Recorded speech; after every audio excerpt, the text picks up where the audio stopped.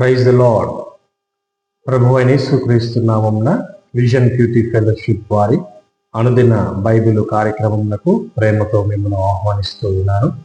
ప్రియులారా, నేటి దినం కొరకు ఏర్పాటు చేయబడినటువంటి లేఖన భాగము కీర్తన గ్రంథంలో నుండి 9వ కీర్తన 1 నుండి 20 వచనాలు. కీర్తనలు 9వ కీర్తన 1 నుంచి 20 వచనాలు. ఈ యొక్క లేఖన భాగంలో నుండి మొదటి 4 వచనాలను మనం చదువుకుందాం. మొదటి 4 వచనాలను చదువుకుందాం. నా పూర్ణ హృదయముతో నేను యెహోవాను స్తుతించెదను. యెహోవా, నీ అద్భుత కార్యములన్నిటినీ నేను వివరించెదను. మహోన్నతుడా, నేను నిన్ను గూర్చి సంతోషించి హర్షించుచున్నాను. నీ నామమును కీర్తించెదను. నీవు నా పక్షమున వ్యాజ్యమాడి నాకు న్యాయము తీర్చుచున్నావు. నీవు సింహాసనాసీనుడవై న్యాయమును బట్టి తీర్పు తీర్చుచున్నావు. కాబట్టి నా శత్రువులు వెనుకకు మలుదురు, నీ సన్నిధిని వారు జోగిపడి నశింతురు. నేటి లేఖన భాగాన్ని అనుసరించి మనము ధ్యానం చేస్తున్నటువంటి అంశం పేరు రక్షించే దేవుడు, గాడ్ ఆఫ్ సాల్వేషన్. ఈ యొక్క లేఖన భాగాన్ని పూర్తిగా మనము చదివి ఆలోచన చేసి గ్రహించే విషయం ఏంటంటే, దేవుని అద్భుతమైన కార్యాలను చూసి ఆనందిస్తూ రచయిత దేవునికి కృతజ్ఞతలు మరియు స్తుతులు చెల్లిస్తూ ఉన్నాడు. అలాగే దేవుడు తన యొక్క శత్రువులను న్యాయంగా శిక్షించి చుట్టుప్రక్కల ఉన్న జన సమూహములను నాశనం చేసిన ఒక న్యాయాధిపతి అని ఆయన ప్రకటించుచు స్తుతిస్తూ ఉన్నాడు.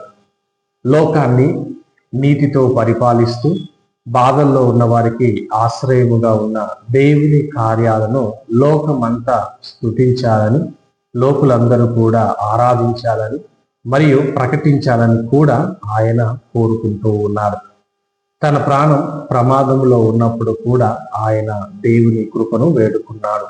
మరియు అనగా అణిచివేయబడినటువంటి వారికి నిరీక్షణను ఇస్తూ దుష్టులు తమపై తామే నాశనాన్ని తెచ్చుకునేలా దేవుడు చేస్తాడని ఆయన నమ్ముచూ ఉన్నట్టుగా వ్యక్తపరుస్తూ ఉన్నాడు. దుష్ట జనములకు తీర్పు తీర్చమని కూడా దేవుణ్ణి బ్రతిమలాడుతూ ఈ యొక్క కీర్తన రాసినట్టుగా మనం చూస్తూ ఉన్నాం. ఈ యొక్క కీర్తన భాగాన్ని మనము గనక గమనించి ఈ యొక్క లేఖన భాగంలో దేవుడు ఎవరు అని కనుక ఆలోచన చేస్తే 4 నుండి 8 వచనాలు మరియు 15 నుండి 20 వచనాల ప్రకారంగా దేవుడు నీతియుక్తమైన తీర్పులు తీర్చే ఒక న్యాయమైన న్యాయాధిపతి. దేవుడు నీతియుక్తమైన తీర్పులు తీర్చే ఒక న్యాయమైన న్యాయాధిపతి. లోకంలోని దుష్టులు అణగారిన వారిని, అణిచివేస్తున్నటువంటి వారిని అంతమొందించడానికి మరియు అన్యాయంగా మరణించిన వారి మరణాలను ప్రజలు మరిచిపోయేలా చేయడానికి ప్రయత్నిస్తున్నారు. కాబట్టి ప్రజలు మరచిపోవచ్చు, కానీ దేవుడు ఎన్నడూ మరచిపోడు. మరియు అన్యాయంగా అణగదొక్కబడిన వారి పక్షాన దేవుడు పగ తీర్చుకుంటాడు లేక తీర్పు తీరుస్తాడు అని కీర్తనకారుడు జ్ఞాపకం చేస్తూ ఉన్నాడు. ఈ యొక్క లేఖన భాగమును అనుసరించి దేవుడు మనకు నేర్పించే పాఠాన్ని మనం ఆలోచన చేస్తే, మొదటి 3 వచనాల ప్రకారంగా బాధలు మరియు మరణ భయం పొంచి ఉన్నప్పటికీ కీర్తనకారుడు కృతజ్ఞతాస్తుతులు చెల్లిస్తూ పాడుచూ ఉన్నాడు. బాధలు మరియు మరణ భయం పొంచి ఉన్నప్పటికీ కీర్తనకారుడు కృతజ్ఞతాస్తుతులు చెల్లిస్తూ దేవుని గురించి పాడుచూ ఉన్నాడు. ఆయన దేవుని స్వభావాన్ని మరియు గతంలో చేసిన కార్యాలను గుర్తు చేసుకున్నాడు. అందువల్ల ఆయన దేవునిపై పరిపూర్ణ నమ్మకం ఉంచాడు మరియు భవిష్యత్తులో దేవుడు చేయబోయే రక్షణ కార్యంపై నిరీక్షణ కలిగి ఉన్నాడు. కీర్తనకారునికి ఉన్నటువంటి విశ్వాసమే మనకు కూడా ప్రసాదించమని దేవుణ్ణి మనం ప్రార్థిద్దాం.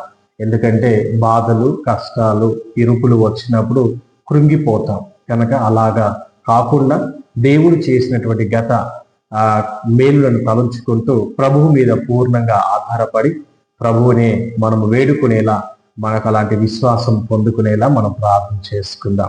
కనుక తల్లు వచ్చినట్లయితే ప్రార్థన చేసుకుందాం. ప్రార్థన. పరిశుద్ధుడా, మహోన్నతుడా, మీకు వందనాలు. ప్రేమగల తండ్రి, కృపగల దేవ, మీకు స్తుతులు స్తోత్రములు చెల్లిస్తూ ఉన్నాము. ప్రభువా, మీరు నీతితో కూడినటువంటి న్యాయము చేసేటటువంటి గొప్ప న్యాయాధిపతివని మేము ఎల్లప్పుడూ జ్ఞాపకము చేసుకుంటూ, మా కష్టములలో, మా బాధలలో మేము ప్రభు కృంగిపోక మీ వైపు చూసి ప్రభు మరి తండ్రి నిరీక్షణతో, విశ్వాసముతో కనిపెట్టుకొని మీకు సహాయమునకు ఎదురు చూసే వారంగా ఉండటానికి ఈరోజు నేర్చుకున్న లేఖన భాగాన్ని అనుసరించి మేము నడుచుకునే కృపను మాకు అనుగ్రహించి మహిమ పొందమని కోరుకుంటూ యేసు క్రీస్తు నామమున ప్రార్థించి వేడుకుంటున్నాను నా తండ్రి. ఆమేన్. థ్యాంక్ యూ అండి. నేటి బైబిల్ ధ్యానంలో పాలు పొందినందుకు మీ అందరికీ మరొకసారి వందనాలు తెలియజేస్తూ ఉన్నాను. దేవుడు మిమ్మల్ని దీవించును గాక.